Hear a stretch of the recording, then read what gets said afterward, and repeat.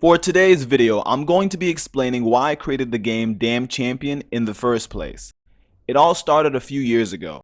I think it was sometime in 2020. The first event that triggered this sequence of events was Temtem. I was very excited and hopeful when Temtem was first released. It was advertised as a monster taming MMO. We now know that the fine print stated that it was an MMO light. I thought that it was going to be a new monster taming series that would be doing things that the Pokemon company wasn't willing to do. It turned out that I was only partially correct. Temtem was willing to do some things that the Pokemon company wasn't willing to do, but most of those things were not what I was hoping for as a customer. This left me very disappointed and feeling like I basically had no real options as a customer. Until I later discovered a YouTube channel that would inspire my own channel. I discovered the channel called Gym Leader Ed. This channel was devoted to covering content on monster taming games. Before I knew that monster taming was a genre of games, I originally just thought that game studios would occasionally try to make their own version of Pokemon. It was later that I discovered that Pokemon was not the first to start this concept. After discovering that this genre of games existed, I started doing my own research and finding out how many games were out there that I had no idea about. It became like that Family Guy meme where Peter says, "Why isn't anyone funding this?" For context, I grew up relatively poor. Part of why I gravitated towards monster taming games is because of the replay value. And also, many of these games are not very demanding on your computer, so that's a win-win. A person could buy one game and beat it several different ways, that way they get more out of one purchase.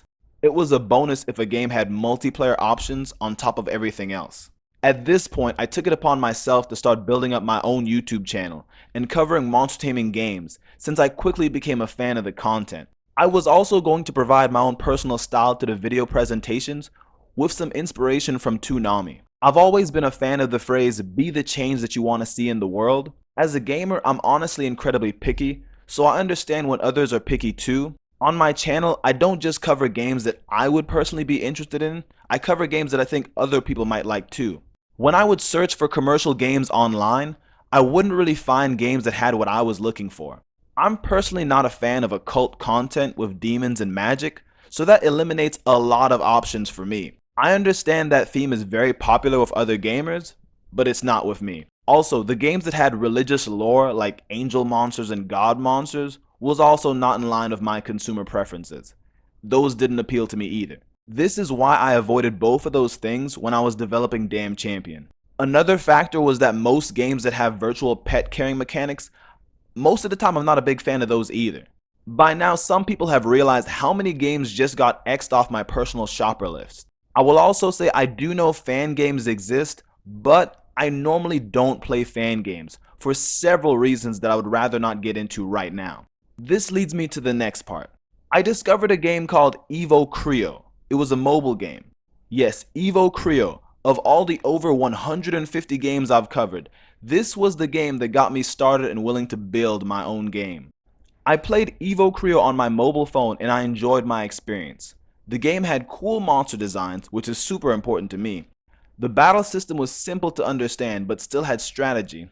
And the story wasn't overbearing. The developers didn't try to hit me with cutscene after cutscene and lore dumps that felt like a punishment.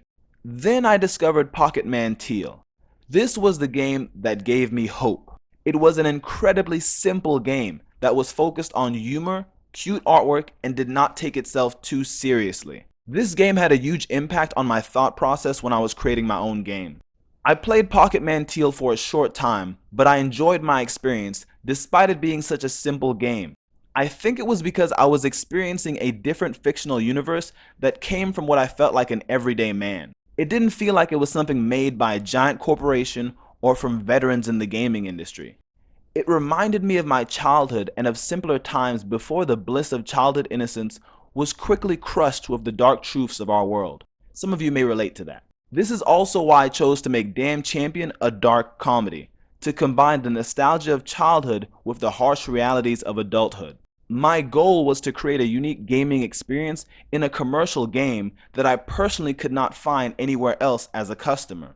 PC players having their own alternative option of the original Pokemon Red and Blue, made by an everyday man, someone who was not some super game dev. A new intellectual property that would be shaped by the common man and not by any large corporations and stockholders. When I built my game, I listened to people and I read through forums.